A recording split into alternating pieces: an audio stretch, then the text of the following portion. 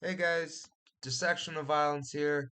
Just thought I'd get into a great UFC Rio card. We profited over 6 units. Man, I thought it was only 5.5, but I did a little tally. We some parlays. We cashed over 6 units. Mainly due to a few spots. Man, I am a little salty about the main event, but we'll get into that. Starting off, we had Alessandro Costa versus Kevin Borjas. So Kevin Borjas never really got started. Looked pretty pedestrian. He just didn't look good. And frankly, Alessandro Costa had his way with him. Beat him up. Calf kicked him pretty badly. Yeah, it was a pretty clear first round domination for Alessandro Costa, even though nothing much happened. But yeah, Kevin Borjas needed a big second round, and he just came out flat, and he ended up getting TKO'd in the second. Yeah, there wasn't much to talk about Kevin Borjas' performance or lack thereof. Really frustrated with that one. Yeah, it started off shaky, but we made it back. We made some back on the follow-up fights. Um, but yeah, Alessandro Costa gets it done in front of the Brazil crowd. Congratulations. Yeah, I'd like to see Costa versus Ode Osborne next. I feel like that would be a cool next fight for him. Moving on, we have Ishmael Bonfim versus Vince Pichel. Vince Pichel is a tough son of a gun, man. Ishmael Bonfim hit him with some good shots. If Ishmael Bonfim shown he is beatable at the higher levels, but these guys like Vince Michelle are definitely not going to beat him. Vince Michelle did not look like he belonged in the UFC at all out there. Very, very, very pedestrian looking. Like he looked his age and oh, sorry guys, bear with me, it's late. Yeah, Vince Michelle just did not look good at all.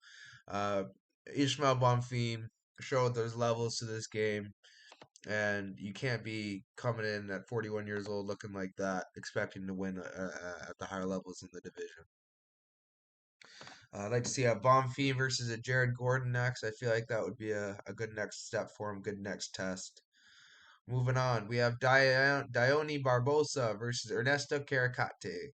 So this one's a complicated one because it all comes down to round two. People are giving Ernesta round two, and I can understand the optics were not great for Diane, but I feel like Diane got into some dominant positions, the back. I'd have to rewatch round two, but I feel like Diane did some good work in that round. Deserved to win round two. I had her winning round one and round two. I live bet her in round three because people were betting Karakate after her big round three, and I was really impressed with that round three. Could have swayed the judges, but it didn't. Danny Barbosa gets the decision 29-28 unanimously. Um, Honestly, I don't see the controversy here. People saying it's a robbery. I don't see it. But yeah, Barbosa got the win.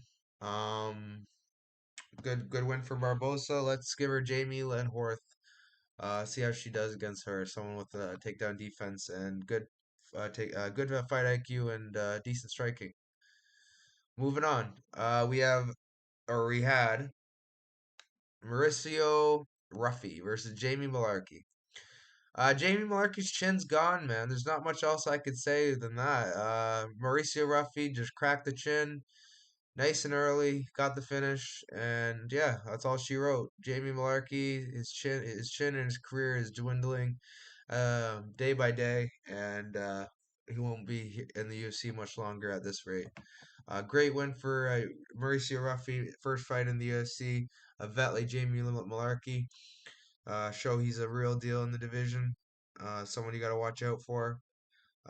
Maybe we'll give him a Manuel Torres next. That would be a cool action fight, but I doubt they would give Torres a step down in competition, even though Torres, he's only 2 or 3 fights in. Still, it would be technically a step down. But yeah, Ruffy, man, he's an enigma, man. He's someone to watch out for. Yeah, moving on. We had Jakar Close versus Jaquan Silva. Super boring fight. Don't really want to talk about this one. Jaquan Silva just showed what he should what the people that bet on him wanted to see out of him in round three, but it was just too little, too late. And Jakar Close did enough in the rounds one and two to win the rounds clearly, and all judges scored at 29-28. Dominant win for Jakar Close. Round three was sketchy. Clear win for Jaquim Silva that round, but again too little, too late. So Jakar Close picks up the win. Got a little bit live there as well. Thought I was on a roll here, but the main plays were still on the way. So cashed this, was pretty happy. But yeah, let's give Jakar Close to step up in competition like a Thiago Moises next. Moving on, we have My Tobacco Oral Bay versus Elvis Brenner. I liked Oral Bay, man, and honestly, a few scary moments. Other than a few scary moments, it was pretty smooth sailing. I liked Oral Bay. I think I would take him again. And yeah, man, Oral Bay by decision cashes. That was my long shot of the card, or not of the card of the fight, and I just thought Oral Bay wasn't gonna finish him, but he was gonna take him to a decision, which he did. Good win for Oral Bay. Got some experience, more experience than he already has. Guy's an absolute stud. Um, Cash that, risking a unit, parlayed with somebody from Octagon, so that was a nice little cash. But yeah, great win for Oral Bay, and Elvis Brenner is a dog. Let's give Oral Bay someone like a Bobby Green next. Moving on, we have Yasmin Lucindo versus Karolina Kovalevich. This was a really interesting fight because Kovalevich was tough. She's kept coming forward, looking for some success, but I think Lucindo was just picking her apart, finding takedowns at some points, uh, top control. She wasn't doing much, but she was doing enough to win dominantly. And yeah, good win for Yasmin Lucindo. Not much I could talk about. That was amazing. I was a little disappointed that she didn't get a finish or anything even close to a finish. We cashed a live decision prop just because I just saw Lucinda was not hunting for a finish. She was content for a decision. So yeah, good win for Lucindo, but definitely gotta see a little more out of her if I'm gonna expect big things from her in this division. But yeah, Yasmin Lucindo, we'll give her someone like a Lupi Godinez next. Moving on, Joannis Brito versus Jack Shore. Well, this fight did not end how I thought it would. I thought it would end in stoppage, just not how the way it ended. Brutal leg kick TKO by Joannis Brito, broke the leg, or it was a really nasty injury on the shin of Jack Shore, caused by the kick of Joannis Brito. Brito kicks like a horse, and he's an absolute savage. Jack Shore, man, that was a rough way to end the fight. Feel for the guy, but man, that was he. It's not like he was winning the fight anyways. He was down on the scorecards, in my opinion. And yeah, man, Joannis Brito, he's a problem. Yeah, he's someone you got to watch out for. Um, but again, Bill Algeo beat him, so can't have too much stock in him, but you got to have stock in him. Good win for Joannis Brito. Took out a tank in Jack Shore quotation marks. But yeah, let's give Brito someone like a Ige or a Calvin Cater next. I think he earned that. Moving on, we have Kyle Bohio versus Paul Craig. Pretty simple and straightforward. This was my second leg of the free play. Kyle Bohio was the lock of the card. Paul Craig is just a jiu-jitsu guy who has some decent cardio and experience and can drown people. But Kyle Bahio has good cardio, athletic, good takedown defense. Doesn't Has good fight IQ most importantly, and didn't play Craig's grappling game. Great win for Kyle Bahio. Great KO. I wish I just stuck with my gut on the KO. I just was worried that he might want to prove a point like Brendan Allen did and get a submission. But yeah, good job, Kyle Bahio. you're legit. You're legit as it gets. Those jumping those jumping hooks though, we're gonna need to work on that. But other than that, great performance by Kyle Bahayo. I'd like to see him fight someone like a Jack Hermanson next. Moving on, Michelle Pereira versus Ihor Peteria. Ihor Peteria is an absolute wild man, but he got out wild man by Michelle Pereira, who who just absolutely like what was it, like a flash knockdown, bad, and then Bro just does a backflip, knee hits him in the face, then he gets like a rear naked or a standing guillotine. Like it was like the sequence was absolutely absurd. But I don't know what's up with Pereira. He's been not looking absolutely like a world beater as of late. So good win for Pereira. Definitely wish I took a shot on this. But to be fair, Bet365 took the SGPs away for this one, so can only do what I can do. Great win for Pereira.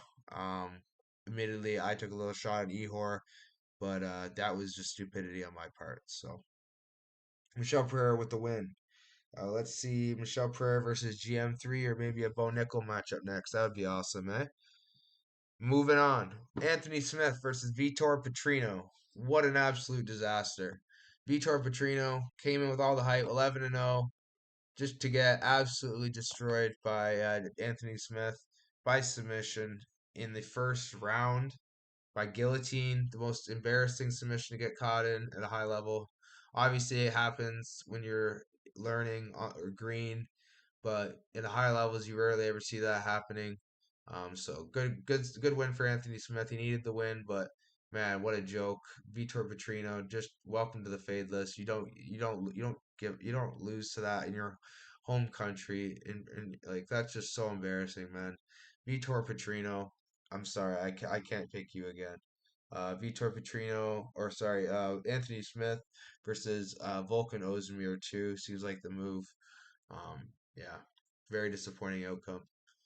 Moving on, Jose Aldo taking on Jonathan Martinez. Big spot for us. We had Jose Aldo here. Thought Jose Aldo was a clear side, clear value side. Don't know why he was the underdog in Rio. Clear side. Should have been a pick him at worst. I had Aldo pretty heavily. I wish I had him more heavily than the main event, but that's another topic for another day.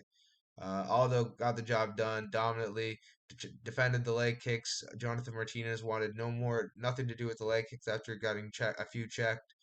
And yeah, man, Aldo just put on a clinic. Almost got the finish in round three. Would have cashed a 85 to 1 parlay, but unfortunately, Aldo wanted to let him recover on the ground. It was really unfortunate, but we cashed Aldo's value plus 133, plus 144. Great cash there. I'm happy about that, but we'll get into what really sucked on the night. Um, Aldo, though, great win for Aldo. I'd like to see him fight maybe Song Yudong next. Moving on, Alexander Pantoja versus Steve Erceg. I really thought Erceg was going to steal it, and I thought he did steal it. I thought this was going to be the time that Ozzy gets another champion, but unfortunately, Pantoja had other plans. Him and his ridiculously relentless grappling just kept, stealing minutes, doing what he does. It's annoying. It's not fun to watch, but he does it time and time again. So you got to give him the respect he deserves, like Aljo. It's not, fan friendly, but it's effective. And I thought Steve Erceg did a good job negating it, but he made some critical mistakes at key moments that I thought could have swayed him this fight. So it is what it is. You live, you learn. Less stake on the main event when you're up already so much on the day. That's another thing I'll work on. But you can only grow from this. Let's give Pantoja to someone like an Albazi, or maybe wait till we get another clear cut contender. So I'm cool with either option. But yeah, until then, guys, like, subscribe. You know the drill. I'll get another video for you guys out for UFC Louisville, or not Louisville, UFC St. Louis. And yeah, guys, just comment below what you guys think the free play is gonna be. I'm gonna be cooking it up. And yeah, guys. We'll see you on the next one. Peace.